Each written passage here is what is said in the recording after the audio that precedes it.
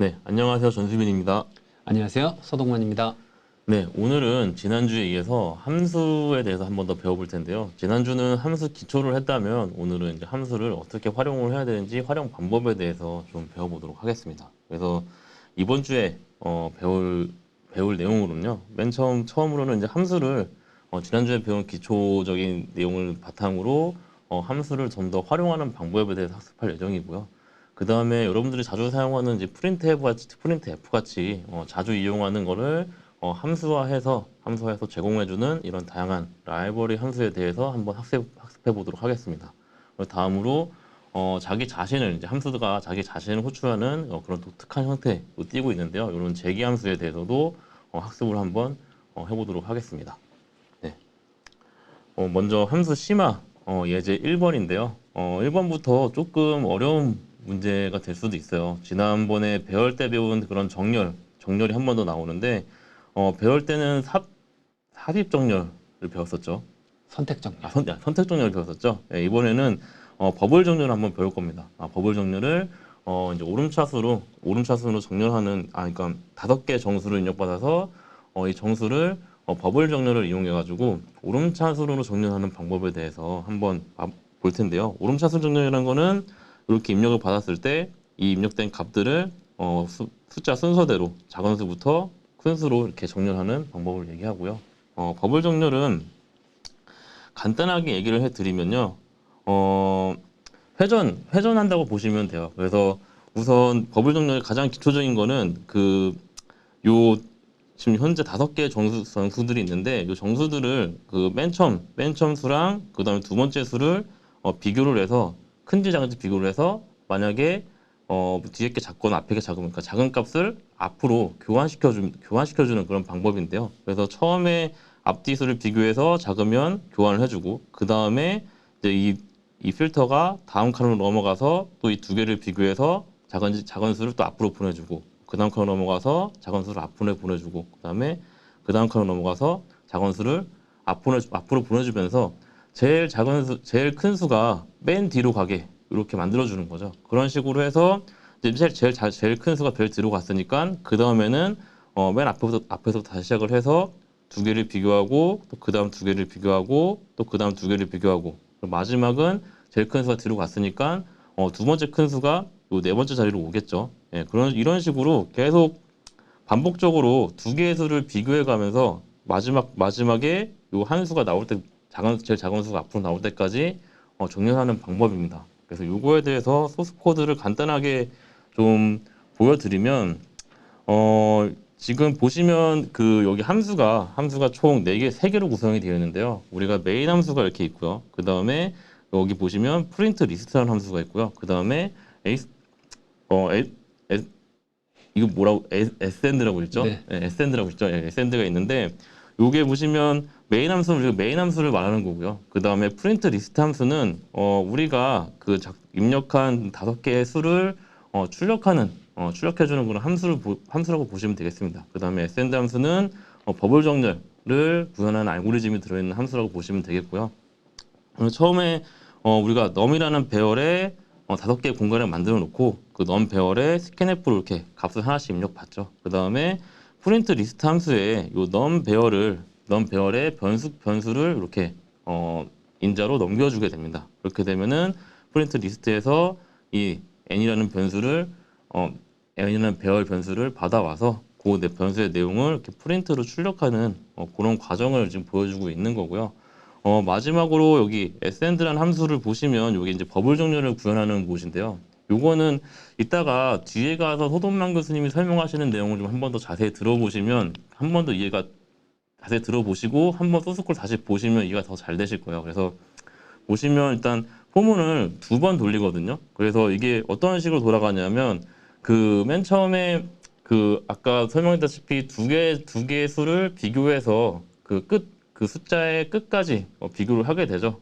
그런 반복 과정을 거치고 한 번 반복을 했으면 제일 뒤에 제일 큰 수가 나오게 됩니다. 그런 식으로 이제 한 칸 한 칸 앞으로 가면서 총 5번 전체 순회를 하게 되죠. 그래서 전체 순회하는 방법을 이 큰 포문에 한번 나오게 되고요. 그래서 i는 5부터 0보다 클 때까지 총 5번 순회를 하게 되는 거고요. 그 다음 포문에서는 아까 보여드렸던 여기 보시면 이렇게 요 앞이랑 뒤를 이렇게 하나씩 비교하는 과정이거든요. 그래서 뭐 처음 앞에 뒤에 비교하고 그 다음에 이렇게 두 개 비교하고 그 다음에 이렇게 두 개 비교하고 이런 식으로 비교하는 과정이 이 두 번째 반복문에 들어가 있는 겁니다. 그래서 두 번째 반복문은 다시 J는 0부터 그 0부터 i보다 작은 i에서 1을 뺀 값보다 작은 값까지 반복을 하게 되는데요. 이렇게 하는 이유는 보시면 지금 이 두 개씩 비교를 하다 보니까 제일 끝에는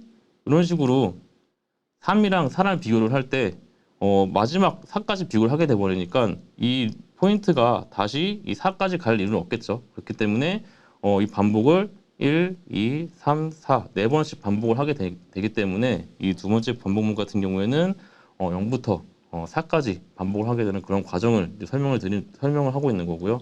그 다음에 요 if문 같은 경우에는 이제 두 개의 수를 비교를 하는 겁니다. 여기 보시면 이 두 개, 만약에 넘 0번이랑 1번 두 개의 정수가 있으면 두 개의 수를 비교해서 작은 수를 앞으로 보내는 과정을 이렇게 설명을 하고 있는 겁니다. 그래서 요 수합하는 과정은 저번에 설명을 드렸지만 임시 변수 하나 만들어 놓고 그 변수에 수합할 값을 먼저 저장을 해 놓고 다음 그 수합하는 그 변수에다가 이렇게 값을 넣어주고 마지막으로 바꿀 공간에 임시 변수 저장된 값을 이렇게 넣어주는 이런 과정을 거쳐서 그 버블 정렬을 구하는 그런 그 문제인데요. 지금 제가 얘기한 게 자세히 설명이 안 돼 있기 때문에 좀 이해가 안 되실 거예요. 그래서 요거에 대해서 허덕만 교수님께 다시 한번 설명 좀 자세히 해주셨으면 좋겠고요. 네, 그래서 이렇게 소스 코드를 좀 구현하시면 될 것 같습니다. 한번 자세한 설명을 한번 더 들으시면 좋을 것 같거든요. 네. 네. 방금 이 소스 코드 같은 경우에는 네, 버블 소트라고 부르는 방식이고요. 기본적으로 두 개씩만 비교를 하는 거예요. 그래서 이렇게 값이 있으면 너랑 비교했는데 너 키 크네? 더 뒤로 가. 그러면 이렇게 비교해서 너가 더 크네? 더 뒤로 가. 너가 크네? 그래, 너 확정. 그럼 이제 남은 것들 다시 두 개씩 해서 버블이 합쳐지듯이 버블이 하나로 합쳐지고 하나로 합쳐져서 이렇게 만들어져서 하나의 거대한 버블을 만들듯이 그런 형태로 정렬을 한다라고 해서 버블 정렬이라고 하고요. 기존에 여러분들이 알고 계시던 선택 정렬에 비해서 훨씬 더 빠른 알고리즘으로 알려져 있습니다. 그래서 일상생활에서도 여러분들이 무언가 정렬을 해야 할 때 선택해서 정렬하는 방식보다는 버블 정렬을 쓰는 게 훨씬 더 빠르게 정렬을 할 수 있는 방법이에요. 물론 얘보다 더 빠른 정렬 방법들도 존재합니다. 뭐 퀵소트라든가 이런 방법들도 존재하는데 그런 것들을 뭐 하나씩 여러분들이 공부를 해나가면서 일상생활에서 적용을 하시면 좋을 것 같아요. 방금 전에 전수빈 교수님께서 코드를 통해서 설명을 하면서 기본적인 라운드에 대해서 말씀을 드렸는데 우선은 1라운드만 이해를 하셔도 여러분들이 크게 어려움 없이 이해를 하실 것 같아요. 그래서 기본적으로 이렇게 데이터가 주어지면 0번 인덱스에 해당하는 값과 1번 인덱스에 해당하는 값을 비교를 합니다. 그럼 오름차순이니까 큰 애가 뒤로 가야 되잖아요. 이거는 여러분들이 키순으로 사람을 정렬을 하고자 할 때, 키순으로 사람을 세워야 할 때 어떻게 하면 좋을까를 생각해 보시면 되게 좋을 거예요. 그래서 둘씩 비교하고 하나씩 뒤로 미루는 거죠. 그래서 7과 4를 비교를 해봤더니 7이 커. 그러면 이 두 값을 수합을 이용을 해서 바꿔줍니다. 그러면 4하고 7이 되겠죠. 그리고 다시 이 두 개를 비교를 하는 거죠. 그러면 뒤에 있던 5가 앞으로 오고 7이 뒤로 가서 이렇게 변경이 되겠죠. 5, 7로 변경이 됩니다. 그 다음 스테이지에서는 다시 여기 있던 값과 여기 있는 값 7과 1이었는데 그 값을 비교해 보니 7이 더 크니까 7 뒤로 가 라고 해서 두 개를 수합해서 1, 7이 되고 다시 마지막으로 7과 3을 비교해서 보니까 7이 더 크니까 7을 뒤로 밀어주는 거죠. 수합을 해서. 그러면 얘는 가장 큰 값이 제일 뒤에 올 수밖에 없는 구조죠. 앞에서부터 비교를 해가면서 큰 애를 계속 뒤로 밀었으니까. 그렇게 되면 이제 첫 번째 회전, 첫 번째 라운드에서는 여기까지 정렬이 완료된 겁니다. 그러면 앞에 이제 4개만 다음 단계에서 진행을 하면 돼요. 그러면 4번 인덱스에 있는 값은 이미 확정이고 요 둘을 비교해서 큰 값을 뒤로 미루고 요 둘을 비교해서 큰 값을 뒤로 미루고 요 두 값을 비교해서 큰 값을 뒤로 미루면 이제 3번 인덱스와 4번 인덱스까지 정렬이 완료가 된 거죠. 그럼 세 번째 회전에서는 다시 1과 4를 비교해서 4가 뒤로 가고 4와 3을 비교해서 4를 뒤로 미루고 그러면 이제 여기까지 또 완성이 됐습니다. 그렇게 되면 다시 마지막으로 요 두 개만 비교해서 값을 넘겨주면 네, 정렬이 완료되는 형태인데요. 보시는 바와 같이 첫 번째 회전에서는 4단계, 두 번째 회전에서는 3단계, 세 번째 회전에서는 2단계, 그리고 마지막 회전에서는 한 번으로 처리가 되는 것을 확인하실 수 있습니다. 이거를 통해서 전체를 검사하는 거에 비해서 점점 횟수가 줄어들기 때문에 조금 더 빠르게 정렬이 이루어지겠구나라는 걸 이해를 하실 수 있을 거예요. 그래서 개념적으로 이 알고리즘을 이해하신다 하더라도 코드로 만들어내는 것은 그렇게 또 쉽지는 않아요. 그래서 앞에서 주어진 이 코드를 보면서 실제 값들을 하나하나 대입하면서 한번 처리를 해보시면 이 알고리즘이 이런 식으로 동작이 되는구나, 생각보다 효과적이네 라는 것들을 이해하실 수 있을 거라고 생각을 합니다. 네, 설명 감사드리고요. 혼자 해보기 문제는 이제 5개의 정수를 배열 형태로 입력받아서 이제 버블 정렬을 다시 사용하는 겁니다. 근데 아까 같은 경우에는 이제 오름차순으로 했다면 이번 문제는 내림차순으로 정렬을 하는 건데요. 그러니까 내림차순은 큰 수부터 작은 수로 정렬을 하는 거죠. 그러니까 큰 수가 제일 앞으로 가야 되는 겁니다. 예, 그러면 간단하게 우리가 뭐 소스 코드만 살짝 바꾸면 해결할 수 있는 문제거든요. 요거에 대해서 뭐 힌트를 드릴 수 있을까요? 살짝도 아니고요. 네. 단 한 글자, 딱 한 글자만 바꾸면, 한 글자라고 표현하기보다는 연산자 하나만 변경하면 앞에 예제 코드를 활용해서 이렇게 네. 바꿀 수 있습니다. 네, 그게 뭔지 한번 찾아보시면 될 것 같아요. 네, 힌트를 드리려고 했다가 안 드리겠습니다. 네, 그렇게 한번 풀어보시면 될 것 같고요. 두 번째 문제는 세 과목의 점수를 입력받아서 평균이 60 미만이거나 한 과목이라도 40점 미만이 있으면 불합격입니다를 출력하고 아니면 축하합니다, 합격입니다를 출력하는 이런 메시지 출력하는 프로그램을 작성을 하시는 건데요. 요거 같은 경우에는 지금 우리가 함수를 사용함에 있어서 총 2가지 경우로 이제 우리가 사용할 수 있다는 거를 좀 보여드리려고 이제 이 문제를 만든 거고요. 그러니까 뭐 과목 3개 중에 꽈락이 있으면 그냥 불합격이 나오는 거죠. 그런 그 프로그램을 만드는 건데요.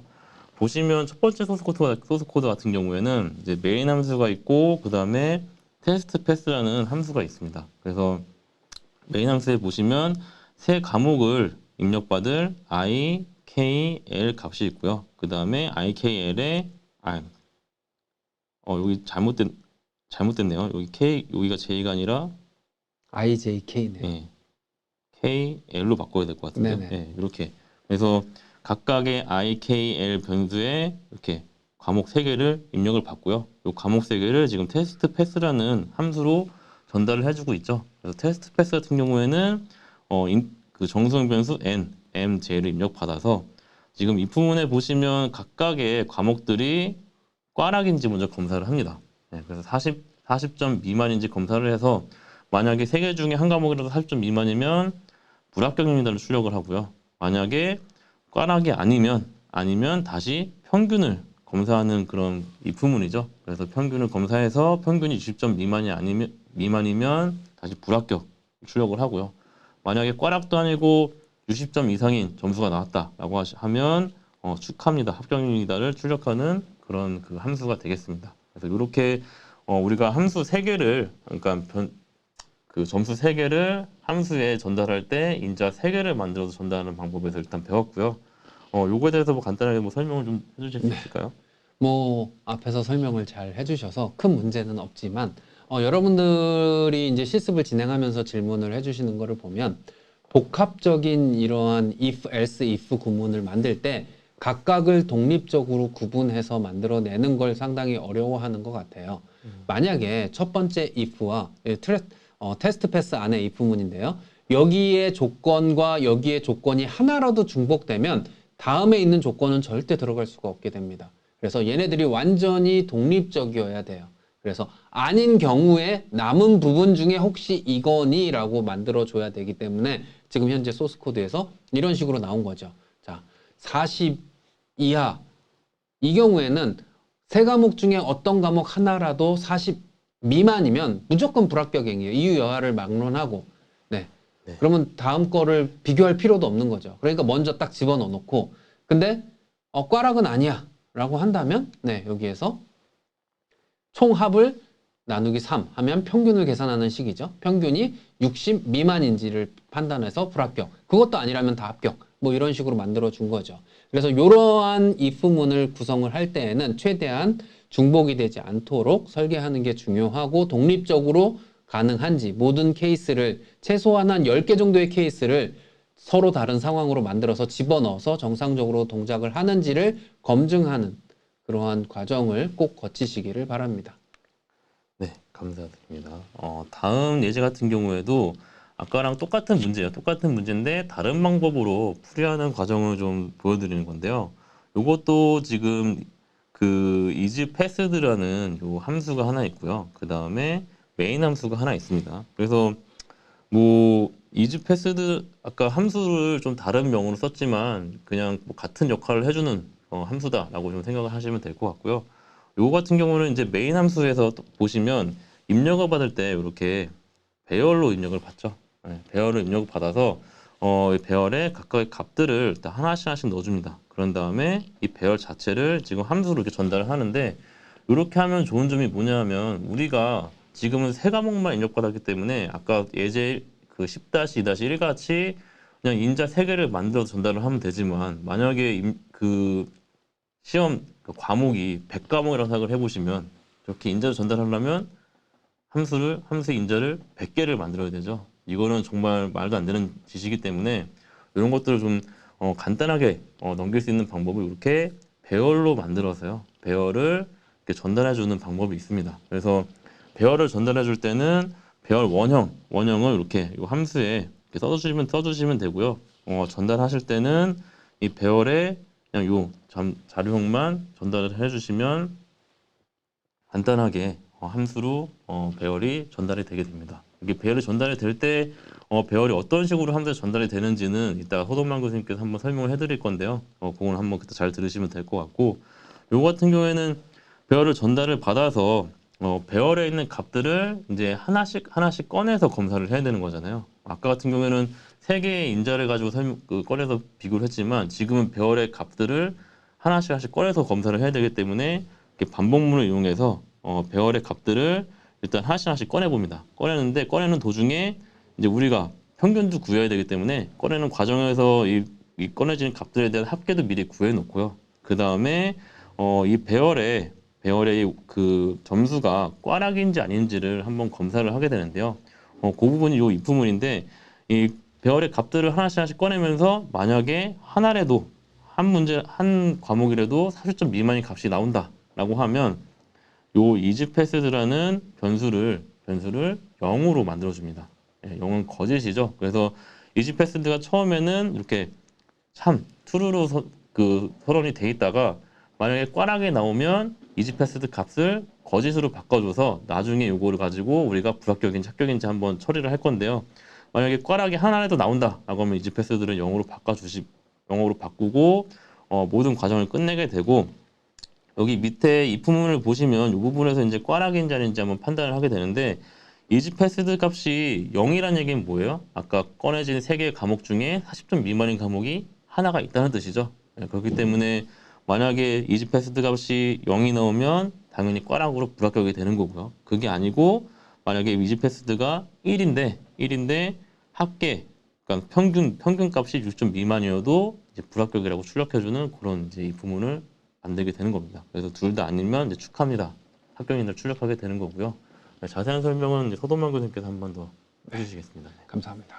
네, 여기에 나와 있는 방금 전에 말씀드린 isPassed라는 이러한 변수들을 우리는 흔히 플래그 변수라고 불러요. 그래서 0 또는 1을 저장하도록 만들어주고 어떠한 상태를 저장해 놓기 위해 사용하는 변수인데요. 그래서 이 경우에는 1로 세팅을 해놓고 0으로 바뀌게 되면 문제가 발생했어, 무조건 불합격이야 라고 플래그를 세팅해 놓기 위해서 사용하는 변수다 라고 생각을 하시면 좋을 것 같아요.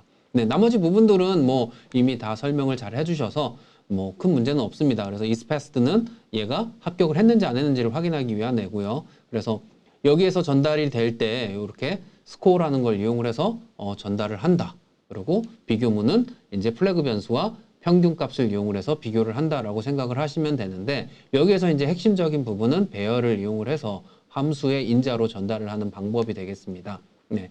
엄밀하게 얘기를 하면 이 방식은 배열의 이름은 변수도 아니고 아무것도 아니에요. 정확하게는 주소값을 가지는 상수입니다. 그래서 배열을 딱 선언을 하는 순간 이 배열의 이름은 그 여러 개의 변수들이 저장되어 있는 곳에 제일 앞에 위치에 해당하는 주소값을 이 배열의 이름이 지정하게 되는 상수가 됩니다. 따라서 얘를 여기와 같이 이렇게 주소값을 던져주게 되면 이 주소가 넘어왔구나 라고 판단을 하고 이 주소가 바로 정수형 배열의 형태의 시작 주소구나 라는 걸 인지를 하게 되는 거죠. 걔를 통해서 얘는 내가 전달받은 게 배열이고 이 배열의 값들은 저 위치에 가면 저장되어 있구나 라는 걸 알게 됩니다.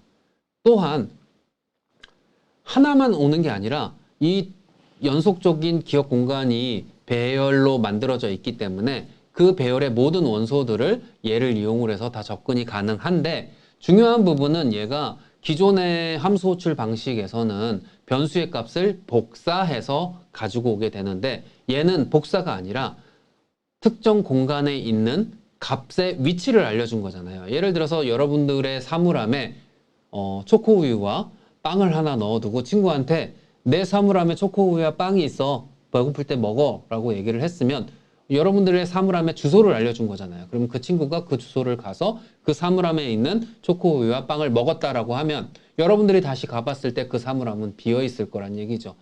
마찬가지로 이 경우에는 이 두 배열, 즉 함수 안에서 인자로 전달받은 배열과 함수를 호출하는 곳의 이 배열, 이 두 개의 배열은 값을 공유하게 되는 특징이 있습니다. 그래서 그 부분만 잘 기억하시면 변수를 인자로 넘기는 것과 배열을 인자로 넘기는 것은 더 효과적이고 한 번에 많은 양의 데이터를 전달할 수 있지만 공유를 원하지 않는 경우에는 문제가 될 수도 있으니까 주의를 해서 사용을 해야 된다라는 것만 기억을 하시면 함수에서 배열을 이용을 해서 다량의 값을 한 번에 전달할 수 있는 아주 유용한 기능이 되겠습니다. 네, 감사드립니다. 그 다음 혼자 해보기는 반복문을 사용해서 자신의 이름을 10번 출력하는 프로그램을 함수를 사용해서 만드는 건데요. 요거는 이제 배열을 인자로 전달하는 방법에 대해서 한 번 더 수행하는 그런 문제가 되겠고요. 그래서 이름을 보통 뭐 힌트를 드리자면 이름을 그냥 뭐 캐릭터, 죄송합니다. 캐릭터 타입으로 이렇게 뭐 네임이라는 변수 하나 만들어서 이름 배열을 뭐 한 100개로 잡을게요, 제가. 100개로 잡은 다음에 여기에 스캔F로 이 배열에 그 우리가 이름을 입력하면 되겠죠. 이름을 입력하시고 요거를 배열 변수를 함수로 전달을 해주면 됩니다. 더 힌트 드릴 게 있을까요? 다른 건 없고요. 얘를 스캔F로 만들 때 이 부분은 앞에서 아마 안 다뤘던 것 같아요. 그래서 스캔F 하고 %s를 써야 되고요. 그 다음에 배열의 이름만 써야 됩니다. 그러면 우리 앞서서 스캔F에서 변수 이름 앞에 주소 연산자 %를 넣어서 주소를 넣어줬는데 얘는 왜 안 붙나요? 라고 생각할 수도 있는데 얘는 당연하게도 아까 말씀드렸다시피 배열의 이름은 주소값을 가지는 상수다. 즉 이미 주소기 때문에 붙이지 않아도 사용할 수 있습니다. 그래서 이 코드를 이용하면 우선 입력이 될 거고요. 그 다음에 배열로 함수에 전달을 해서 그 함수에서 10번 출력하는 코드만 작성하시면 될 것 같아요. 네, 감사드립니다. 다음 예제 3번 같은 경우에는 함수의 인자값에 따라 문자열을 역순으로 출력하는 함수랑 문자열 내 알파벳만 대문자로 변환하는 함수를 각각 작성하는 그런 함수 두 개를 만드는 겁니다. 두 개를 만드는 그런 문제인데요.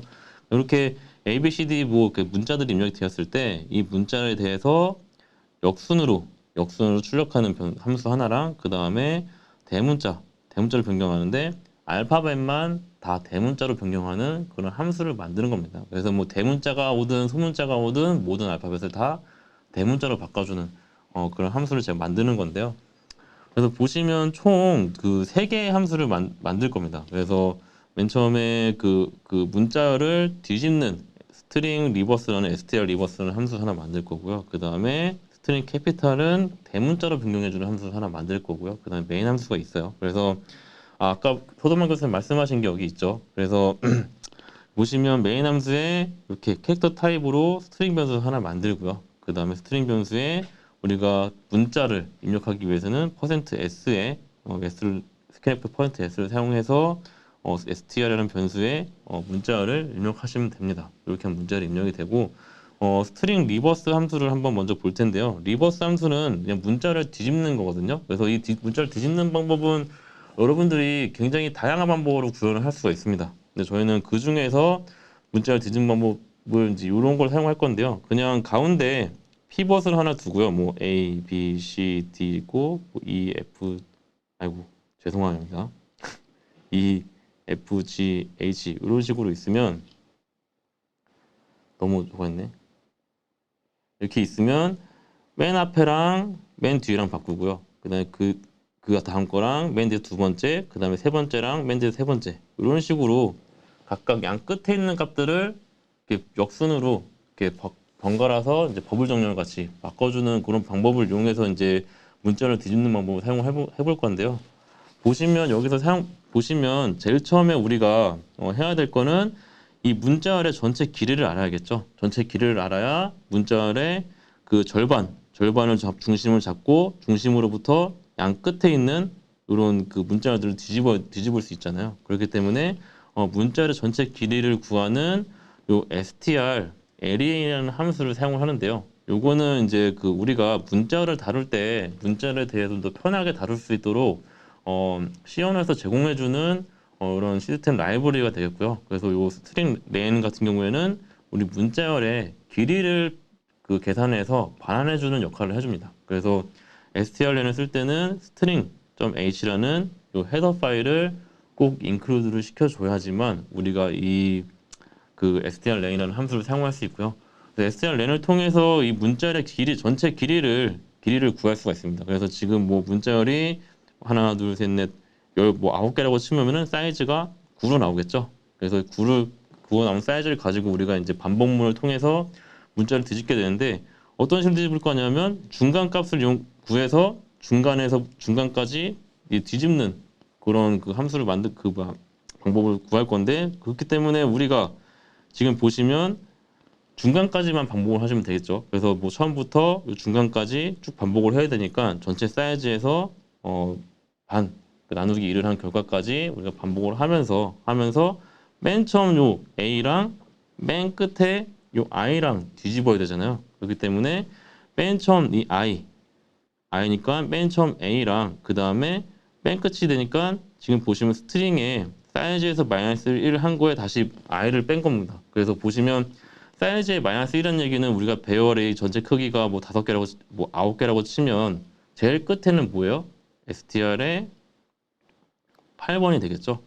네, 0부터 시작하니까. 그렇기 때문에 전체 사이즈에서 -1을 빼줘야 되는 거고요. -1에서 -i가 되니까 i가 0일 때는 0이 되고 str8 요 i가 선택이 되게 되죠. 그래서 a랑 i랑 이렇게 바꾸는 과정을 지금 이렇게 세 개의 그 문장으로 표현을 해준 겁니다. 예, 요거 뭐 이해가 잘 안 되시면 뭐 허돈만 교수님께서 한 번 더 자세히 설명을 해드릴 테니까 그때 다시 한번 들으시면 될 것 같고요. 그 다음에 대문자로 바꾸는 스트링 캐피탈 같은 경우에는 그냥 아스키 코드를 이용하시면 되거든요. 그래서 그 우리가 쭉 그 문자열을 하나씩 쭉 보다가 이 문자열이 아스키 코드가 소문자 i거나 소문자 a에서 z까지 그러니까 소문자인 경우에만 아스키 코드 값을 31을 빼주면요. 31을 빼주면 그 대문자로 바뀝니다. 그러니까 우리가 소문자 A가 97이죠. 네. 97이고 대문자 A가 이 31을 빼면 얼마입니까? 65가 되죠. 네, 이렇게 되거든요. 그렇기 때문에 그 소문자 알파벳에서 31을 빼면 대문자 알파벳이 나와요. 그래서 그런 식으로 우리가 구현을 한 겁니다. 뭐 여기서 설명드릴 거 없을 것 같고 이런 식으로 구현하시면 역순으로 뒤집는 방법이랑 그다음에 대문자로 변경하는 방법이 이렇게 구현이 되게 됩니다. 자세한 설명은 허도만 교수님께서 한번 다시 설명해 주시죠. 이 코드에서 먼저 간단하게 라이브러리 함수를 사용하는 방법이 첫 번째로 나와요. 그래서 string.h라고 하는 헤더 파일에 존재하는 string length라고 하는 함수를 이용을 해서 문자열의 길이를 제공을 하는데, 여러분들이 만들어서 사용하는 함수들도 있지만 scanf, printf, 뭐 string length 이런 함수들처럼 시스템에서 여러분들 코딩하기 편하라고 미리 만들어 놓은 다양한 함수들이 있습니다. 그래서 이런 것들은 이제 오늘 강의 2차 시에서 아마 다루게 될 것 같은데, 이러한 것들을 이용을 하면 다양하게 조금 더 편리하게 코딩을 작성할 수 있다라고 생각을 하시면 될 것 같아요. 그 다음으로 이제 중요한 게 이제 리버스 함수를 어떻게 구현하느냐인데, 네, 기본적으로는 반 접어서 그 해당 만나는 그 걔네들을 수합해 주기만 하면 됩니다. 그러면 여러분들이 생각할 수 있어요. 5개일 때는 어떻게 되지? 6개일 때는 어떻게 되지? 짝수일 때와 홀수일 때랑 다르지 않아? 뭐 이렇게 생각하실 수 있습니다. 자, 여기 코드에서 보시는 거와 같이, 자, 우선 사이즈에서 나누기 2를 했어요. 그럼 만약에 배열의 길이가 5개라고 칩시다. 그러면 5개 중에 나누기 2를 하면 값이 몇일까요? 네, 2.5라고 하는 학생이 분명히 있을 텐데, 사이즈도 정수, 2도 정수입니다. 따라서 5 나누기 2는 정수와 정수 사이의 연산이기 때문에 결과도 정수여야 되기 때문에 2.5가 아니라 2가 되겠죠.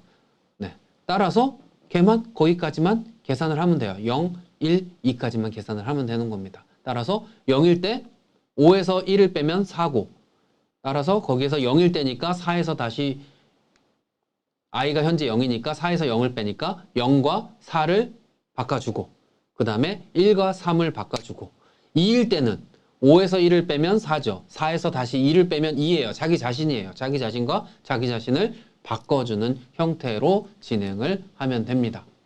근데 여기에서는 포문에서 2가 포함이 안 되어 있기 때문에 그냥 0, 1 하고 끝나게 됩니다. 그러니까 되겠죠. 그러면 짝수라고 칩시다.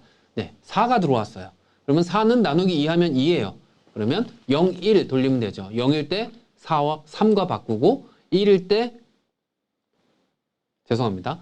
0일 때 3과 바꾸고 1일 때 2와 바꾸고, 없죠. 그러면 얘가 역순으로 이렇게 바뀌어 있는 게 확인이 될 거예요. 그래서 이렇게 반을 접어서 만나는 애들만 수합을 해주는 방식으로 구현된 게 이 바로 리버스라는 함수의 이 부분이다 라고 생각을 하시면 될 것 같습니다.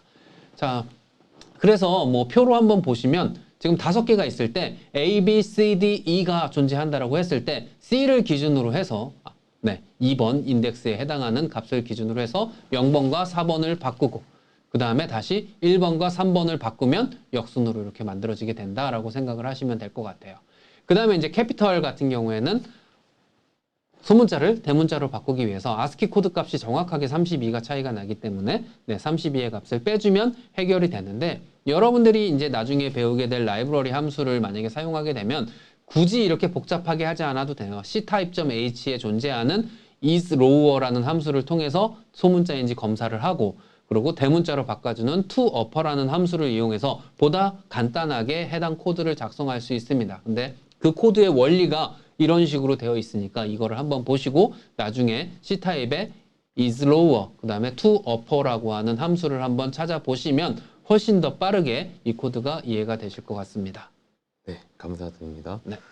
다음 혼자 해보기는 방금 이전 예제에서 우리가 strlen이라는 함수를 우리가 가져다 사용을 했잖아요. 근데 이번 문제는 이 스트링 랭스를 한번 구현해보는 그런 문제가 되겠습니다. 그래서 이렇게 문자열이 들어왔을 때 이 문자열의 길이를 계산을 해서 그 길이를 구하는, 출력해주는 그런 함수를 하나 만들 건데요. 뭐 요거에 대해서 힌트를 뭐 드릴 게 있을까요? 네, 여기 이제 처음 하면은 쉽지는 않을 텐데요. 첫 번째는 인자로 받아서 무한 루프를 돌아야 됩니다. 언제까지?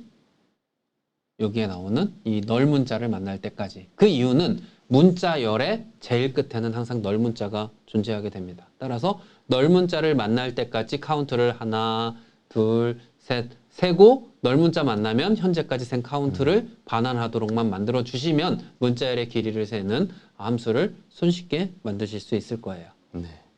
뭐 굳이 무한 루프가 어렵다고 하시면 뭐 배열의 길이가 뭐 이렇게 a 길이가 뭐 이렇게 100으로 잡아놓으셨으면 100번까지 반복하시면 되긴 되겠죠. 근데 그 반복하다가 이 넓은 자를 만나면 뭐 멈추는 식으로 하셔도 되니까 뭐 여러 가지 방법으로 하시면 될 것 같습니다.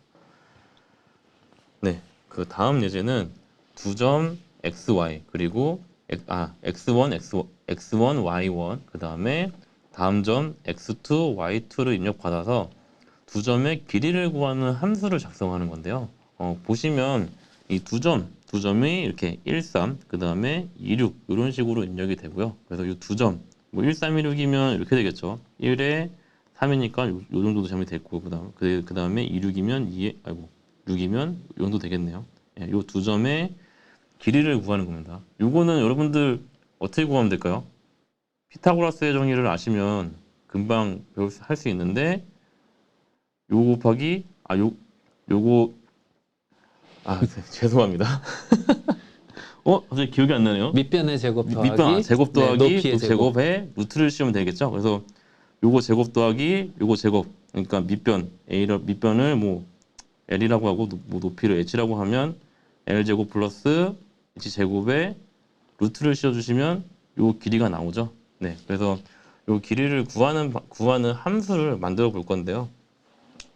보시면 이번 함수는 조금 특이하게 우리가 그전까지는 그냥 어떤 값을 인자를 입력받아서 그것을 계산을 하고 그냥 출력까지 해주는 그런 함수를 만들었었는데, 이번에는 그 리턴을 해주는 함수를 만들어 볼 겁니다. 그러니까 함수에서는 계산만 하고 그거에 대한 결과를 리턴해주는 그런 함수를 만들 거고, 그거에 대한 출력을 메인 함수에서 하는 이런 프로그램을 만들어 볼 겁니다. 그래서 처음에 x1, y1, 그 다음에 x2, y2의 변수를 선언을 해서 각각의 변수의 값들을 이렇게 입력을 받죠. 입력을 받은 다음에 이 변수들을 포인트 랭스라는 이 함수로 전달을 해줍니다. 전달을 해주면 아까 계산된 그 공식 기억나시죠? 네, 기억나시는데 보시면 여기 위스랑 하이트를 구하죠.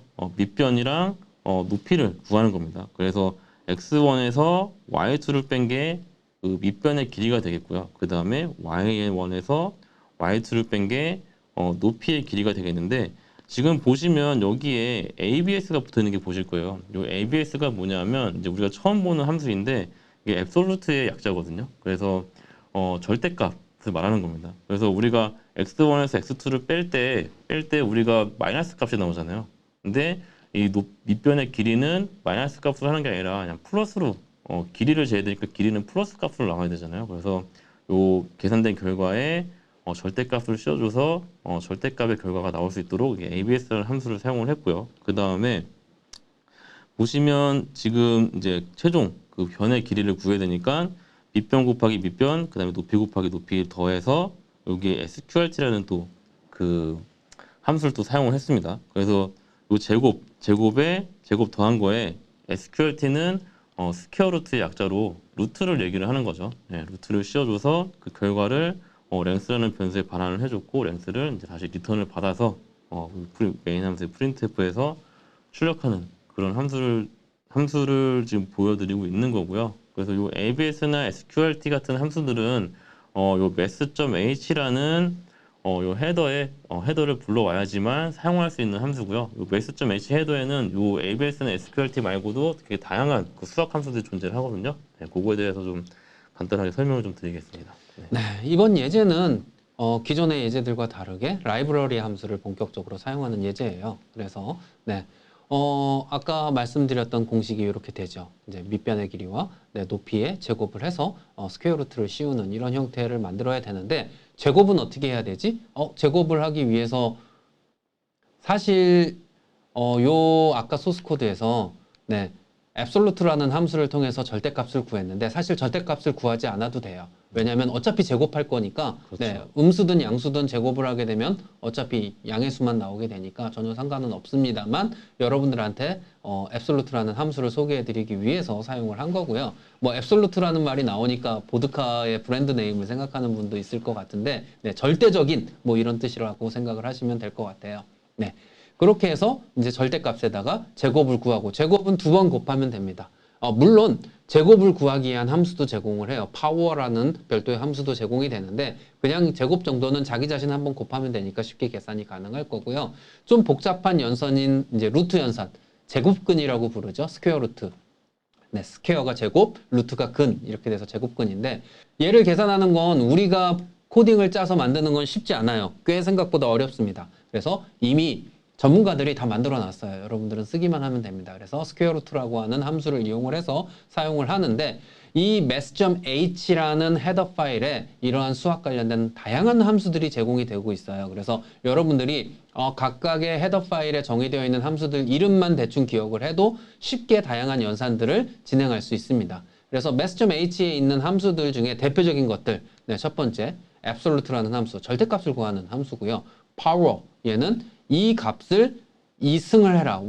x의 y승을 구해라. 그럼 아까 제곱 같은 경우에는 x의 2 이렇게 입력하면 x의 2승을 구할 수 있겠죠. 그래서 이런 식으로 구하는 함수.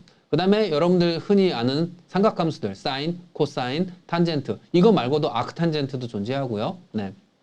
뭐 코사인 하이퍼볼릭이라는 뭐 다양한 삼각함수도 있고요. 여러분들이 잘 아시는 로그 함수, 자연 로그, 상용 로그 다 여기에서 제공됩니다. 뭐 수학이 귀찮다면 코딩해서 그 함수만 호출하면 얘가 다 계산해줘요. 그러니까 쉽게 여러분들이 필요한 계산들을 코드를 통해서 확인을 할 수 있습니다. 그리고 마지막으로 스퀘어 루트 같은 경우에는 제곱근을 구하는 이런 함수들이 있으니까 아마 구글에서 math.h 함수라고만 쳐도 엄청나게 많은 양의 수학 관련된 함수들이 나올 거예요. 그러면 거기에서 여러분들이 원하는 함수들을 이용하면 여러분들 전공 공부에 필요한 그러한 계산들을 간단하게 C코드로 한 번에 계산을 할 수 있을 거예요. 뭐 물론 전 계산기 쓸래요라고 할 수 있는데 예를 들어서 1부터 100까지 연속적인 물리량에 대해서 복잡한 수식을 동반해서 그 값들을 다 계산해야 된다. 그럼 얘 포문으로 1부터 100까지 돌린 다음에 같은 연산식 돌리면 쉽게 계산할 수 있잖아요. 여러분들이 특히 20계열의 학생들이 지금 프로그래밍 언어를 배우는 가장 큰 이유 중에 하나는 반복적인 연산 같은 것들을 여러분들이 간단한 코딩을 통해서 빠르게 계산을 해서 여러분들 전공 공부에 도움이 될 수 있도록 해주기 위한 용도도 있습니다. 그래서 요 부분들, 특히 math.h는 여러분들이 분명히 사용하게 될 거예요. 그래서 요 라이브러리에 있는 함수들은 반드시 꼭 한번 살펴보고 넘어가 주셨으면 좋겠습니다. 네, 감사드립니다. 그 다음 죄송합니다. 네, 죄송합니다. 그 다음 혼자 해보기는 사용자로부터 임의의 정수값 두 개를 입력받고 첫 번째 값을 두 번째 값만큼 제곱한 결과를 리턴해주는 함수를 작성하는 건데요. 그러니까 입력값 두 개를 받아서 4의 3제곱으로 하는 그런 함수를 만들어주는 거예요. 요거 같은 경우에는 앞에 이미 요걸 해주는 함수를 배웠죠. 예, 그 함수를 이용하라는 거니까 한번 해보시면 될 것 같습니다. 뭐 힌트 드릴 게 있을까요? 뭐 근데 만들어 보셔도 될 것 같아요. 네, 포문으로 해서 네, 4의 3승이니까 포문으로 3번 돌리고 4를 곱하면 되죠. 그렇죠. 그래서 쉽게 만들 수 있으니까 직접 만들어 보는 것도 한번 도전을 해보시면 될 것 같아요. 네. 네, 감사드립니다. 네, 여기까지 1차 시 마치겠고요. 2차 시에서 뵙도록 하겠습니다. 네, 감사드립니다.